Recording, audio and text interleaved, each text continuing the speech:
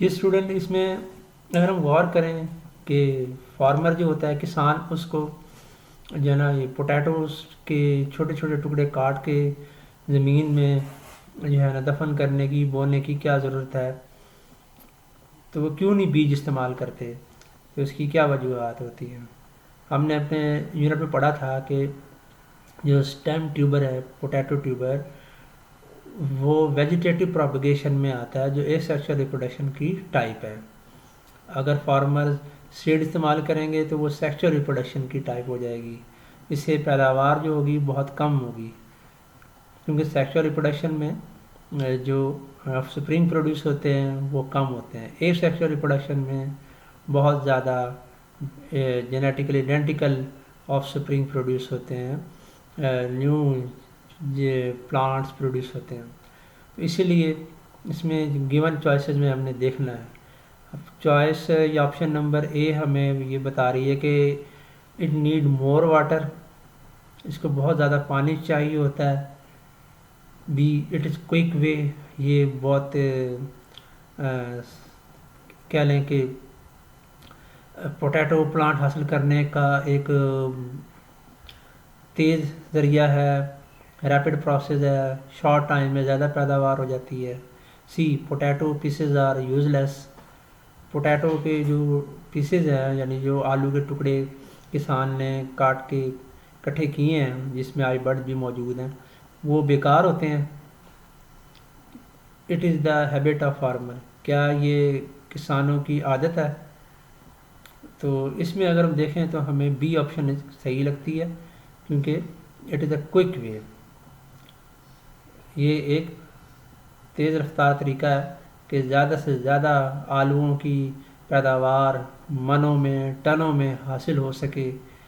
तो इसलिए जो है ना फार्मर क्या करते हैं, बीज की बजाय वो आलू ही के टुकड़े, जो आलू पुराने हो जाते हैं उनमें आई बड़ बन जाते हैं, उन टुकड़ों को काट के वो अपनी खेतों की मिट्टी में बोते हैं। ठीक है स्टूडेंट, तो हम इसमें जो है ना जिस मेथड जो हमने पढ़ा है वेजिटेटिव प्रोपगेशन, वो क्विक वे मेथड होता है। तो लिहाजा उस कॉन्सेप्ट के ज़रिए हम यहाँ पर सिलेक्ट करेंगे ऑप्शन नंबर बी को। देन डियर स्टूडेंट, हम चलते हैं जनाब क्वेश्चन नंबर 2 की तरफ। Fingerprints are unique for every one because human beings.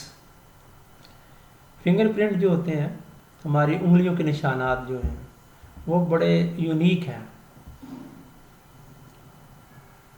For every one, हर शख्स की उंगलियों के निशान उसके लिए ख़ास जो होते हैं, कुदरत की तरफ से बनाए होते हैं, यूनिक होते हैं। क्योंकि इंसानों में ह्यूमन बीइंग, अब हमारे पास 4 ऑप्शन है, इसको सिलेक्ट करना है। स्टूडेंट आपने देखा होगा कि जब हम शनाख्ती कार्ड बनाने जाते हैं नादरा ऑफिस में, वहाँ भी वो हमारे फिंगरप्रिंट्स लेते हैं।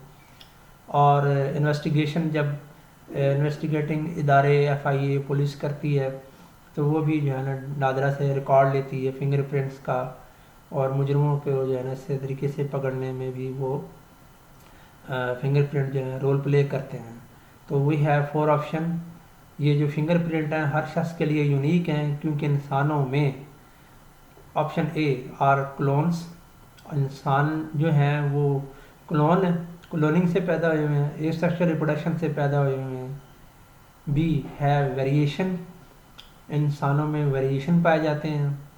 C eat different type of food, इंसान मुख्तलिफ किस्म की खुराक खाते हैं। D use their finger in different ways, अपनी उंगलियों का इस्तेमाल मुख्तलिफ तरीक़ों से करते हैं।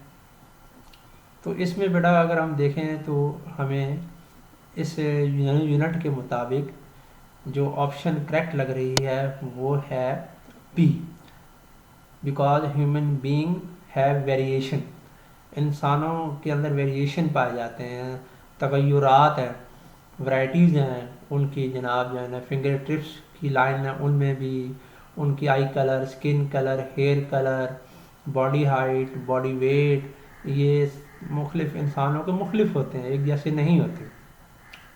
तो ऑप्शन बी के अलावा जो remaining option, option A, option C, option D, ये ऑप्शन जो है गलत हैं। तो हमने करेक्ट ऑप्शन को सिलेक्ट करना था, वो हमने यहाँ पर कर लिया। तो हमने अब तक कितने एमसीक्यूज़ किए जी? 2 एमसीक्यूज़ किए। इसके जवाबात जो है ना, वो जो नोट्स हैं उसमें भी देख लेते हैं क्या ये ऑप्शन ठीक है। तो इसमें हमारे सामने ये एमसीक्यूज़ मौजूद है। पहला हमने इसको यहाँ सॉल्व भी किया था। Potato can be grown from its seed but mostly farmer cut pieces of potatoes tuber and bury them in a soil because. तो इसमें मैंने जिस ऑप्शन को सिलेक्ट किया है वो है ये option B, it is a quick way. तो here I will highlight the option before you and make it bold. ये देखें कि ये यहाँ पे मैंने इसको बोल्ड भी कर लिया। देन हमने सॉल्व किया था क्वेश्चन नंबर 2 एमसीक्यूज़। इसका स्टेटमेंट भी हम पढ़ते हैं। तो हमारे सामने स्टेटमेंट है, fingerprints are unique for everyone because human being. तो हमारे पास 4 ऑप्शन हैं। इसमें हम देखें option A are clone, option B है वेरिएशन।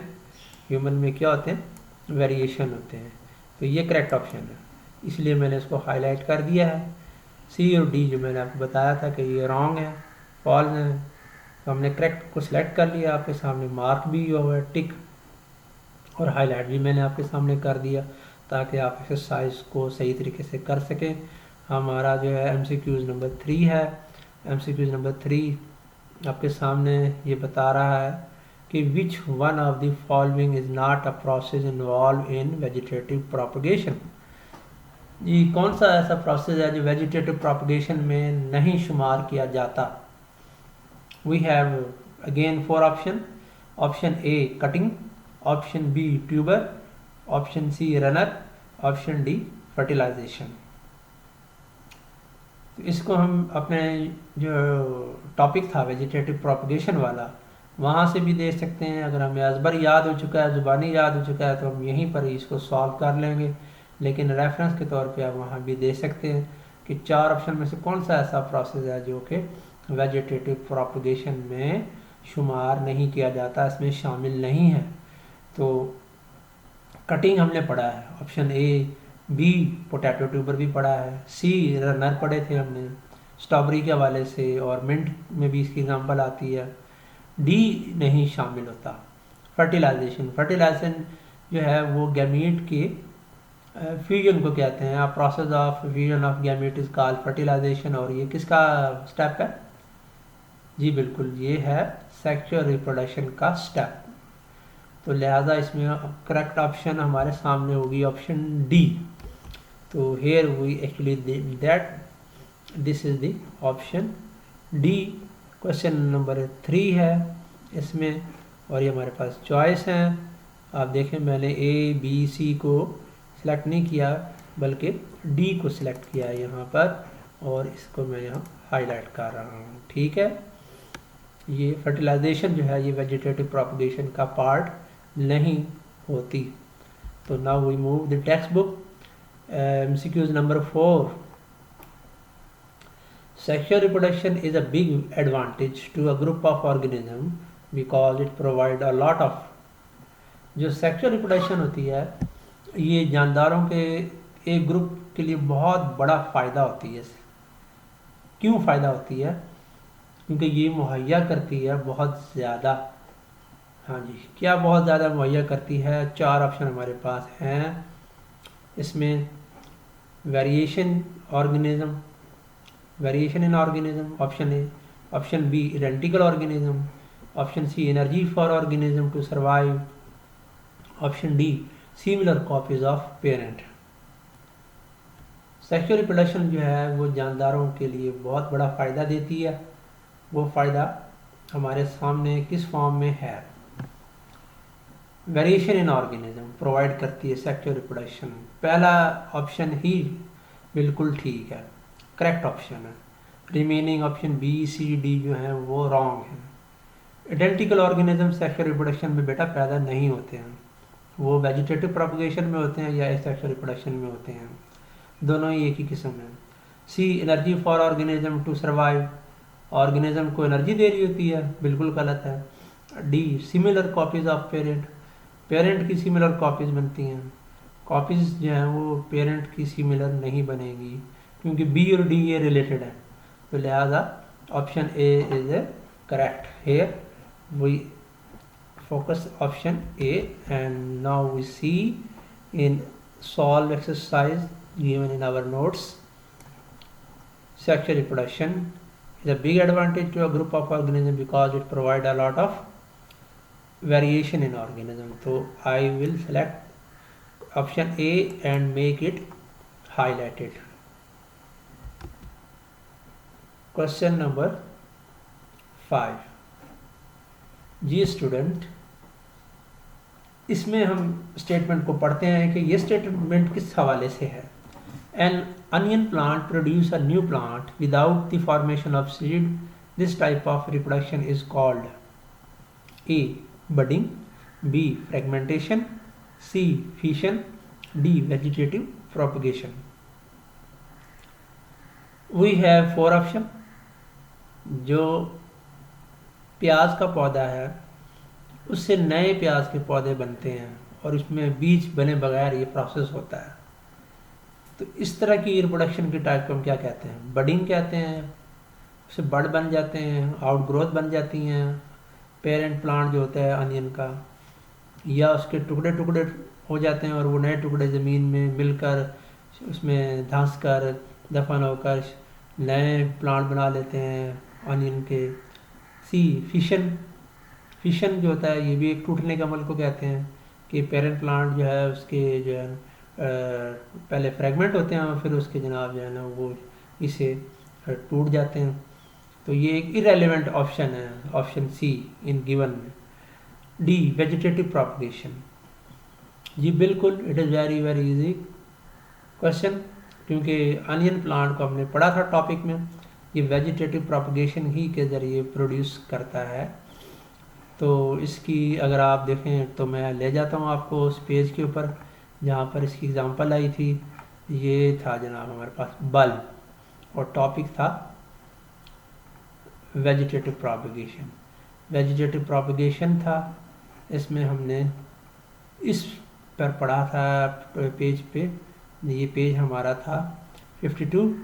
इसमें हमने देखा था ये कि यहाँ पे फोटोग्राफ में आप देखें 2 प्याज बिल्कुल साबित दिखाए गए हैं एज ए होल और एक कटा हुआ है। कटे हुए प्याज के आपको थिक फ्लैशी लीव नज़र आ रहे हैं। यहाँ पर इसकी बेस पे हमें जो है ना ये स्ट्रक्चर नज़र आ रही है, that call bud.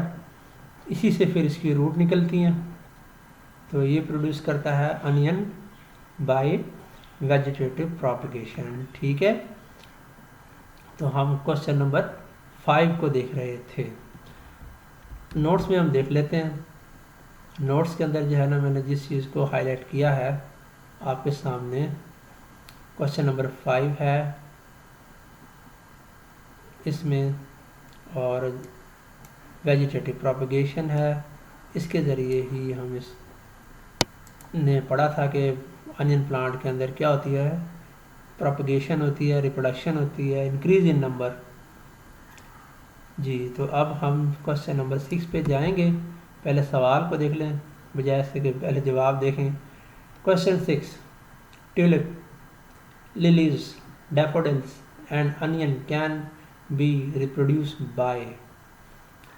Student, we have 4 types of plant here. Tulip बहुत ज़बरदस्त किस्म के फूल होते हैं, फ्लावरिंग प्लांट है। लिलीज, ये भी बहुत ज़बरदस्त हर दिल अजीज़ किस्म के जनाब जाना प्लांट्स हैं, फ्लावरिंग हैं। डैफोडिल्स, आबी नरगिस के फूल। और प्याज, अनियन, ये प्रोड्यूस करते हैं किस तरीके से? 4 ऑप्शन हमारे सामने हैं।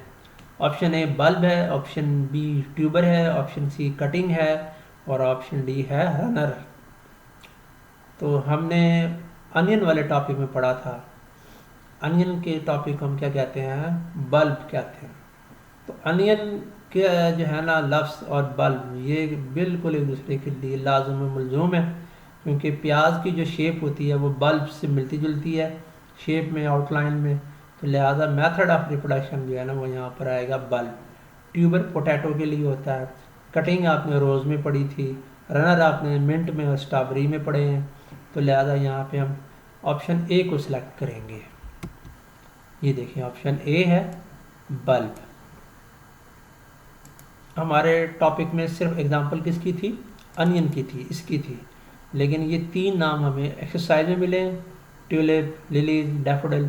तो ये हमारे इससे इल्म में इजाफा हो गया, नॉलेज में भी, कि ये रिमेनिंग जो 3 प्लांट्स हैं ये भी अनियन की तरह बल्ब के ज़रिए ही वेजिटेटिवली प्रोपगेट करते हैं। तो now we move to the question 7। Question 7, a stem is the part of shoot system। जो स्टेम होता है, जो तना होता है, वो शूट सिस्टम का हिस्सा होता है प्लांट के। ठीक है स्टूडेंट, स्टेम जो है वो शूट सिस्टम का हिस्सा है, एरियल पार्ट है जो हमें नज़र आ रहा है हवा में, ज़मीन के ऊपर मौजूद है प्लांट का, वो इस एरियल पार्ट शूट सिस्टम कहलाता है। उसमें स्टेम जो है ना मरकज़ी हिस्सा है उसका, उससे फिर शाखें निकलती हैं, फूट निकलती हैं, ब्रांचेस निकलती हैं, which grow in the air. Sometime stem can be underground in plants like. लेकिन बाज़ का ये होता है कि स्टेम जो है ना, जो कि ज़मीन पे हमें नज़र आ रही है ऊपर हवा में ग्रो कर रही है, तो बाज़ पौधों में स्टेम जो होती है वो ज़ेर ज़मीन होती है, अंडरग्राउंड होती है। तो कौन कौन से ऐसे प्लांट है जिसमें स्टेम अंडरग्राउंड होती है? ऑप्शन हमारे पास हैं, A option rose and jasmine, ये दोनों फूल वाले पौधे हैं, गुलाब का और चमेली का। यास्मीन। B mango and orange, mango का आपने देखा होगा प्लांट, ऑरेंज का भी देखा होगा। इन दोनों की स्टेम जो है वो ज़मीन के ऊपर होती है, हवा में ग्रो करती है एक किस्म की, आम पौधों की तरह। गुलाब का भी देखा, चमेली का भी देखा, ये भी जनाब शूट सिस्टम इनका एयर में है, अंडरग्राउंड नहीं है। ए एंड बी ये 2 चॉइस तो हो नहीं सकती। सी को हम देख लेते हैं, स्ट्रॉबेरी एंड मिंट। डी हमारे पास है पोटैटो एंड अनियन। जी बेटा, अंडरग्राउंड में जब हम सिलेक्ट करेंगे तो हमारे सामने सी और डी ऑप्शन रह जाएंगी। कॉन्सेप्ट अगर क्लियर है तो हम यहाँ पर क्लियरली देख लेंगे कि शूट सिस्टम में से स्टेम जो अंडरग्राउंड पार्ट होती है वो किस में हमें नज़र आएगी, ऑप्शन सी है या ऑप्शन डी है। अब ये दोनों कंफ्यूज करेंगी, तो इसके लिए अगर हमारा कॉन्सेप्ट क्लियर है तो यहीं फैसला हो जाएगा। अदरवाइज जो है ना हम जाएंगे अपने उस टॉपिक की तरफ जहाँ पर हमने पढ़ा था कि स्ट्रॉबेरी और पोटैटो वाला और स्ट्रॉबेरी वाला। ठीक है जी, और फिर देखेंगे कि दैट द करेक्ट ऑप्शन क्या है। इसमें हम मूव करते हैं बैकवर्ड प्रीवियस टॉपिक की तरफ। जी, बल्ब है, बल्ब एक अंडरग्राउंड स्टेम होती है। बल्ब में कौन कौन आते हैं? अनियन आया था, ठीक है, और से के बाद आपने देखा था कि इसमें रनर में आपने पढ़ा है प्रीवियस पेज पर, ये रनर आ गए। रनर में स्ट्रॉबेरी की एग्जांपल थी कि runner are plant stem that grow along the ground. ये ज़मीन पर ही होती हैं, ज़मीन के साथ साथ, ज़मीन के ऊपर ही होती हैं, उसके साथ साथ ये जाती हैं, ज़मीन के अंदर नहीं जाती, ज़मीन के ऊपर ही रहती हैं। ठीक है ना, स्ट्रॉबेरी, मिंट। तो जबकि आप देखें ट्यूबर भी अंडरग्राउंड है स्टेम में, और बल्ब भी अंडरग्राउंड स्टेम है। तो we have actually option correct among these 4 option is potato and onion। Option D हमारी करेक्ट है। इसको जो है ना हम यहाँ पर सिलेक्ट कर लेते हैं, पोटैटो एंड अनियन, ये दोनों जो है ना क्या हुई, अंडरग्राउंड स्टेम हो गई। ठीक है जी, क्लियर हो गए। हमने ये कौन सा हल किया था, MCQs 7। जनाब अब हम पहुँच चुके हैं MCQs नंबर 8 पे। टोटल MCQs कितने हैं जी? 10 हैं।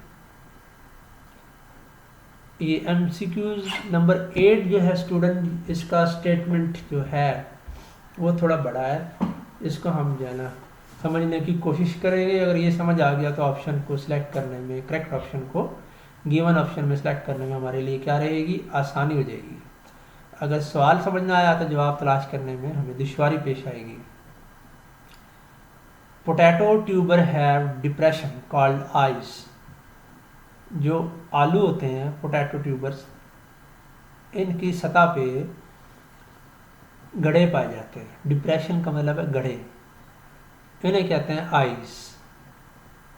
फॉर वेजिटेटिव प्रोपगेशन के लिए you have to cut pieces of potato, आपको आलू के टुकड़े काटने पड़ते हैं इन अ सच वे, इस तरह that each piece has at least one eye, कि आपने यानी ये किसान ने जब आलू की काश्त करनी होती है डियर स्टूडेंट, तो वो क्या करते हैं कि ऐसे आलू लेते हैं जिनके आइज़ हों, ठीक है ना, उनकी आंखें बन चुकी हों आई बर्ड्स टाइप से भी, और उनके वो टुकड़े काटते हैं, वो टुकड़े लेते हैं उगाने के लिए जिनमें ये एटलीस्ट हर टुकड़े में कम से कम एक आई हो, एक आँख हो, ठीक है।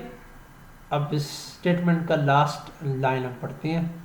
If a piece is without an eye it will not grow into a new plant because eyes.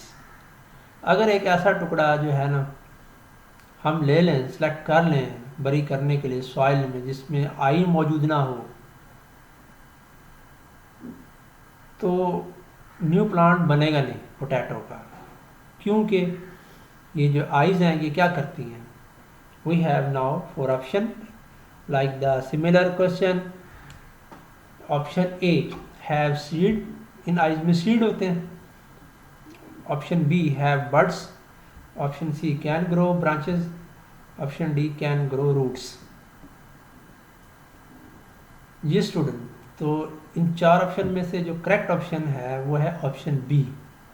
जो मैंने स्टेटमेंट में ही इस लफ्ज़ को बोला था, इस लफ्ज़ को कहा था कि बर्ड्स जो है ना वो इन्हें हम कहते हैं मुकम्मल तौर पे आई बर्ड्स। डिप्रेशन होते हैं, इन पे आइज़ होती हैं, और आइज़ जो है ना वो फिर क्या बना लेती हैं, बर्ड्स बना लेती हैं, ठीक है ना। तो we have correct option option B, that is have birds. Clear हो गया जी। इसको हमने यहाँ हाईलाइट भी कर दिया। आप चाहें तो इसको जो है ना फोटोग्राफ में देख सकते हैं पोटैटो स्टेम ट्यूबर में कि आइज जो होती हैं they contain birds. We have now second last MCQs. Question number 9, the number of mosquitoes in a natural ecosystem is controlled by. एक कुदरती इकोसिस्टम है, कुछ भी हो सकता है, यानी कि वो एक ग्रास लैंड भी हो सकता है, एक हमारे घर का सहन भी हो सकता है, हमारे घर के साथ गली भी हो सकती है, एक गमला भी हो सकता है। नेचुरल इकोसिस्टम जिसमें पौधा लगा हुआ है गमले में, उसमें मच्छर हैं। बाज़ कमरे की दीवारों में, बाथरूम की दीवारों में भी ये दिन में छुपे होते हैं, और शाम होते ही ये क्या हो जाते हैं, मुतहर्रिक हो जाते हैं, एक्टिवेट हो जाते हैं मच्छर जो। तो इन मच्छरों को हमने क्या करना है स्टूडेंट, काबू में करना है, कंट्रोल करना है। Number of mosquito in natural ecosystem is controlled by. एक नेचुरल इकोसिस्टम में मच्छरों को कंट्रोल करना है हमने, ये कंट्रोल होते हैं, हमने नहीं करना, होते हैं। हम कैसे करेंगे, हमने तो स्प्रे कर देना है इंसेक्टिसाइड का और मच्छर मर जाएंगे, मक्खियाँ मर जाएंगी, ठीक है ना। आपने देखा होगा बहुत सारे इंसेक्टिसाइड अवेलेबल होते हैं, लाल बेग, काकरोच यानी मच्छरों और मक्खियों छिपकलियों से निजात हासिल करने के लिए। लेकिन हमने ये देखना है कि कौन कुदरती तौर पे इन मच्छरों को कंट्रोल करता है, उनके ऊपर फीड करता है, उनको खा लेते हैं। Option A snake and birds, सांप और परिंदे। B virus and bacteria, virus और बैक्टीरिया मच्छरों को जनाब जो है ना कंट्रोल करते हैं। मच्छरों में वायरस मुंतकिल हो जाते हैं, बैक्टीरिया उनमें मुंतकिल हो जाते हैं, बीमार हो जाते हैं मच्छर, इन्फेक्शन हो जाती है और मर जाते हैं क्या। Option C lizard, frog and spider, जी छिपकलियाँ, मेंढक और मकड़ियाँ मच्छरों को खा लेती हैं। और D rats and mice, rat और माइस खा लेते हैं उनको। जारी बात है खाएंगे ये एनिमल सिवाय वायरस और बैक्टीरिया के, क्योंकि ये तो माइक्रो ऑर्गेनिज्म है बेटा। बी ऑप्शन वाले, ऑप्शन ए सी डी इसमें से हमने फैसला करना है, ठीक है ना। इनमें से फैसला करना है कि कौन सी करेक्ट ऑप्शन है। और गौर से ये होगा डेफिनेटली। हर एमसीक्यूज तवज्जो मांगता है। स्नेक एंड बर्ड इंसेक्टिवोरस होते हैं, कुछ इंसेक्ट्स खाते हैं, कुछ बर्ड मच्छरों को भी खा सकते हैं, लेकिन स्नेक नहीं खाते हैं। तो ऑप्शन ए निकल जाएगी, ऑप्शन बी भी निकल गई है। हमारे पास रह गई हैं सी एंड डी। सी डी में से फैसला करना है। ऑप्शन सी है लेजर्ड जो वॉल लेजर्ड होती हैं स्पेशली, वो इन पे फीड करती हैं। फ्रॉग भी इंसेक्टिवोरस है, कार्निवोरस होते हैं, वो इनको खा लेते हैं। स्पाइडर मकड़ियाँ जाले बना लेती हैं, मच्छर उसमें ट्रैप हो सकते हैं, उनके ऊपर भी वो फीड करती हैं। ये ऑप्शन ठीक है, ऑप्शन सी। डी जो है रैट्स एंड माइस, ये जो है ना इसके लिए सूटेबल नहीं है, क्योंकि रैट्स एंड माइस का मच्छरों पे गुजारा नहीं होना, नाम के वो काबू आएंगे। रैट्स एंड माइस ने क्या खाना होता है, उन्होंने बेसिकली और जो मटेरियल है जैसे कि प्लांट मटेरियल, फ्रूट्स, वेजिटेबल्स, ठीक है ना, ग्रेन्स, इसके ऊपर फीड करना होता है। कुक मटेरियल होता है, पका हुआ खाना वगैरह इस पर। तो option C is the best option, correct option. We select here option C, that is we have selected in our notes. You can here C, I have selected option C, lizard, frog and spider। जनाब हम पहुंच गए आखिरी MCQs पर, और ये है जी the process of metamorphosis convert a tadpole into an adult frog. Metamorphosis का एक ऐसा अमल होता है जिसमें जो फ्रॉग का लार्वा होता है टैडपोल, वो एडल्ट फ्रॉग में तब्दील हो जाता है आहिस्ता आहिस्ता ग्रोथ की स्टेजेस में गुजरने के बाद। दी चेंजेस, ये जो तब्दीलियाँ होती हैं मेटामॉर्फोसिस में, जिसमें टैडपोल एडल्ट फ्रॉग में तब्दील होता है, इन चेंजेस को क्या कहते हैं, क्या इनका मतलब है? Increase in the size of frog, in changes से फ्रॉग का साइज बढ़ जाता है। डिक्रीज दी स्ट्रेंथ, फ्रॉग की स्ट्रेंथ कम हो जाती है। सी आर रिवर्सिबल, ये तब्दीलियाँ जो होती हैं ये रिवर्स हो जाती हैं, यानी कि टैडपोल से फ्रॉग बना है, फिर फ्रॉग से दोबारा टैडपोल बन जाएगा जी। Option D make it possible for frog to live on land, क्या ये फ्रॉग को इस काबिल बनाती हैं कि वो ज़मीन पे रह सके जी। यस, एक्चुअली फ्रॉग जो है वो एक ऐसा एनिमल है वर्टिब्रेट जो लैंड और वाटर दोनों में ज़िंदगी गुजारता है, लेकिन ज़्यादा हिस्सा वो लैंड पे गुजारता है। अडल्ट फ्रॉग जो होते हैं वो क्योंकि टैडपोल से मेटामॉर्फोसिस के ज़रिए बनते हैं, टैडपोल हमेशा पानी में पाए जाते हैं, उनकी फ़िश लाइक शेप होती है, लिम्स उनकी जो है ना आहिस्ता आहिस्ता बनती हैं, टेल होती है, गिल्स होते हैं, सांस लेने के लिए फ़िश के भी गिल्स होते हैं। लेकिन अडल्ट फ्रॉग के लंग्स आ जाते हैं, टेल ख़त्म हो जाती है, और अडल्ट फ्रॉग अपने हाइंड लिम्ब के ज़रिए मेनली जंपिंग करता है लैंड पे और अपनी ज़िंदगी गुजारता है, अपनी खुराक तलाश करता है। तो इसमें जो ऑप्शन ज़्यादा ठीक है वो है D, option D, make it possible for frog to live on land.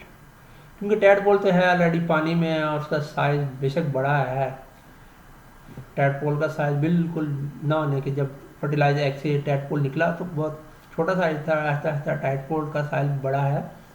लेकिन जो मेटामॉर्फोसिस में होने वाली चेंजेस हैं, इनका मेन मकसद ये होता है कि फ्रॉग को इस काबिल बना दें कि वो ज़मीन पर रह सके। तो हमने इसी को सिलेक्ट किया। We look it in our notes that we have selected option D। ये डियर स्टूडेंट, ये था ही हमारी एक्सरसाइज का पहला पार्ट, सेक्शन ए। इसमें हमने जो है MCQs को अटैम्प्ट करने की कोशिश की है। मुझे उम्मीद है कि आपको ये लेक्चर जो है ना पसंद आया होगा। आपने अपनी एक्सरसाइज जो है टेक्स्ट बुक की उसके ऊपर इसको अटैम्प्ट कर लेना है, टिक करें या सर्कल कर लें करेक्ट ऑप्शन को, और उसके बाद हम बढ़ेंगे अपने एक्सरसाइज के दीगर हिस्सों की तरफ। तो अब तक मुझे दीजिए इजाज़त, आपसे नेक्स्ट वीडियो लेक्चर में होगी मुलाकात। अपना रखिएगा ख्याल। अल्लाह हाफिज़।